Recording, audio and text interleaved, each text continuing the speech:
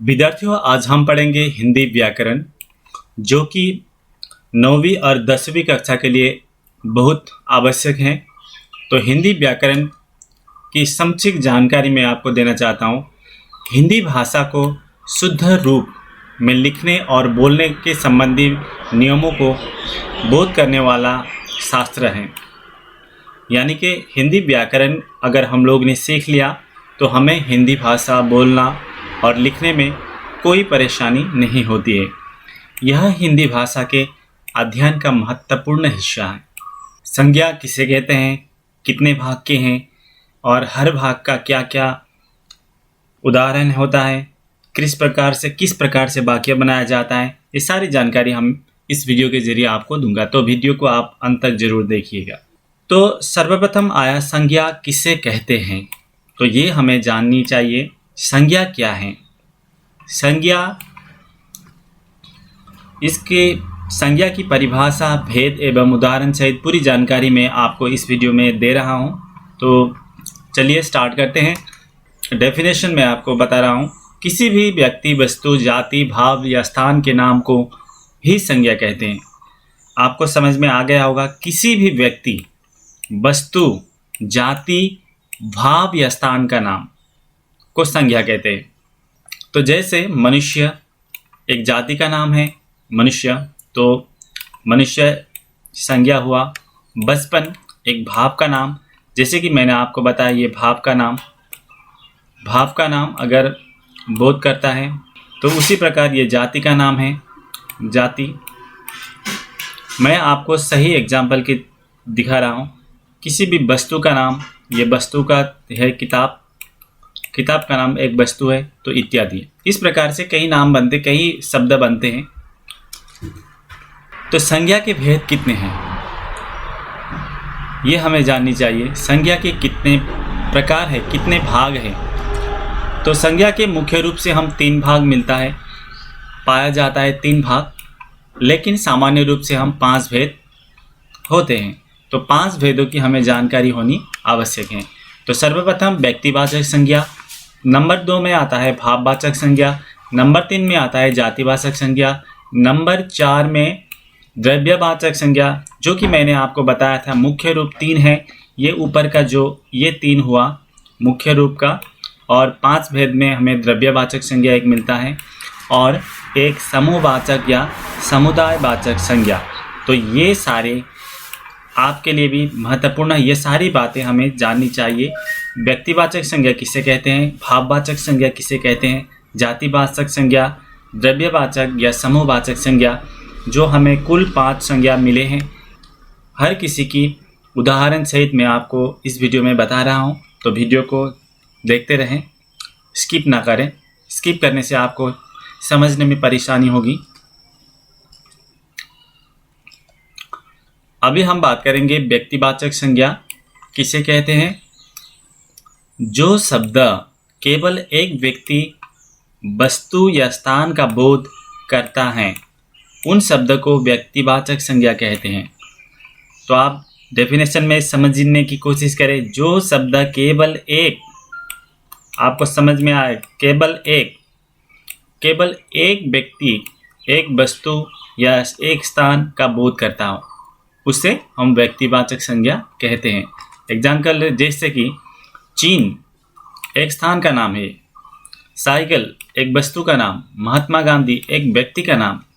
इस तरह के शब्द को हम व्यक्तिवाचक शब्द कहते हैं। तो व्यक्तिवाचक शब्द आपको समझ में आ गया। यानी कि जो शब्द एक व्यक्ति, एक वस्तु, एक स्थान का बोध करता हो, उसे व्यक्तिवाचक संज्ञा कहते हैं।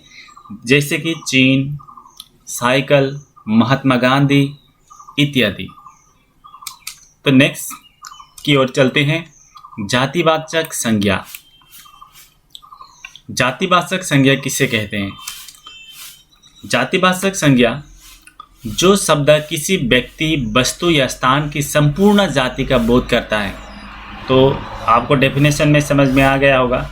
जो शब्द किसी व्यक्ति, वस्तु, स्थान की संपूर्ण जाति का बोध, पहले वाले में थे एक या संपूर्ण, संपूर्ण जाति का बोध करता हो, संपूर्ण व्यक्ति का, वस्तु का, किसी भी बोध करता हो, उसे हम जातिवाचक संज्ञा कहते हैं। जैसे कि मोबाइल एक मोबाइल वस्तु है, लेकिन इसमें कई प्रकार के मोबाइल हो सकते हैं। एंड्रॉयड हो सकता है, कीपैड मोबाइल हो सकता है, आईफोन वगैरह कुछ हो सकता है। तो इस प्रकार से इसने संपूर्ण मोबाइल जाति की वस्तु को समझाया है। ठीक उसी प्रकार गांव स्थान का नाम है, आदमी प्राणी का नाम है। जैसे कि एग्जाम्पल, स्कूल में बच्चे पढ़ते हैं। ठीक उसी प्रकार पेड़ों पर पंछी हैं, बैठे हैं। तो यहाँ पर आप लोग देखिए, मैं आपको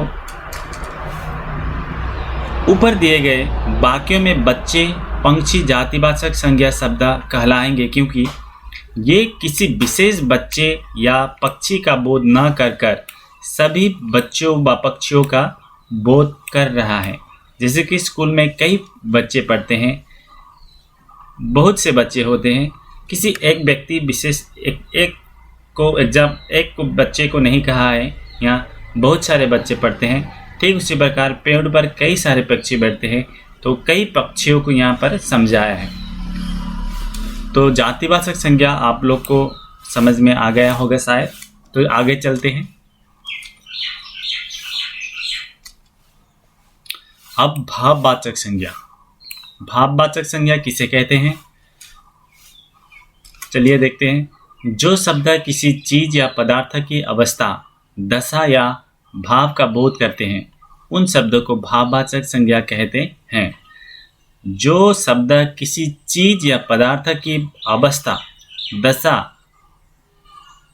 या भाव का बोध करते हैं, भाव का बोध, दशा, अवस्था, भाव, किसी चीज का भाव का बोध करने वाला, उन शब्दों को भाववाचक संज्ञा कहते हैं।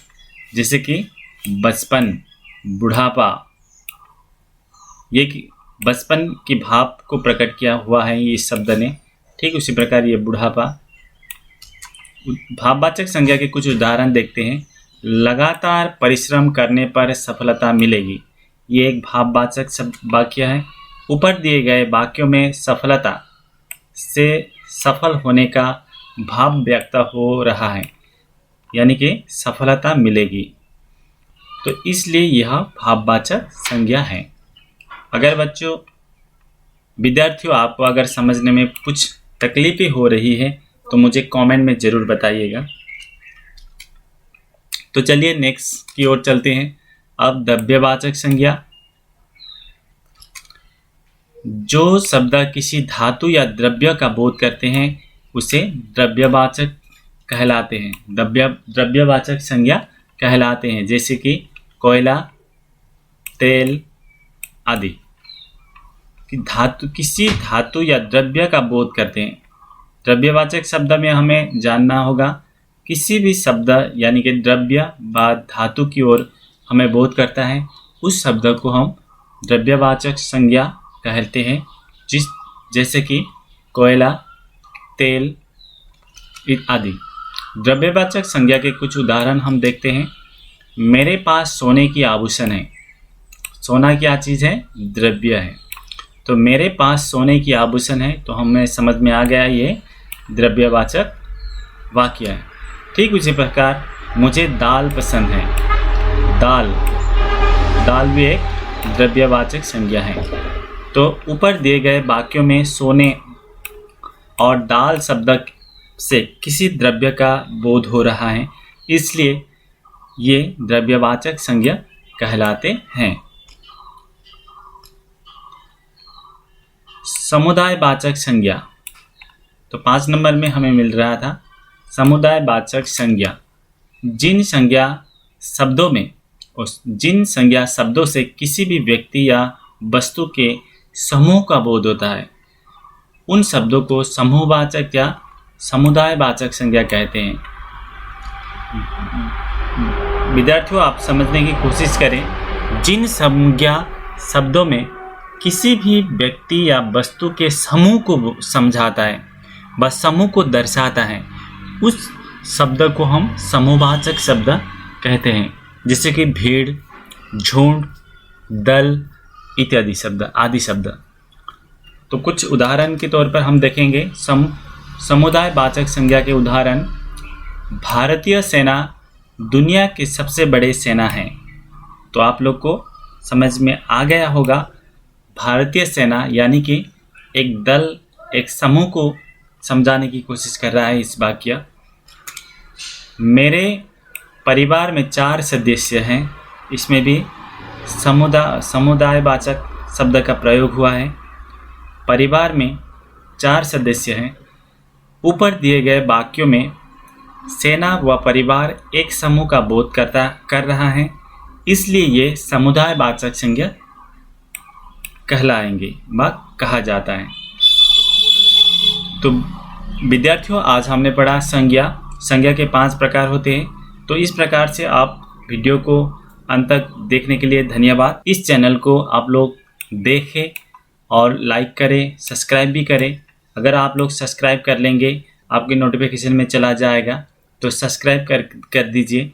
और उसके बाद आप मेरी हर वीडियो देखते रहें, क्योंकि कुछ ना कुछ आपको जानकारी ज़रूर मिलेगी यहाँ पर। तो आज के लिए बस इतना ही।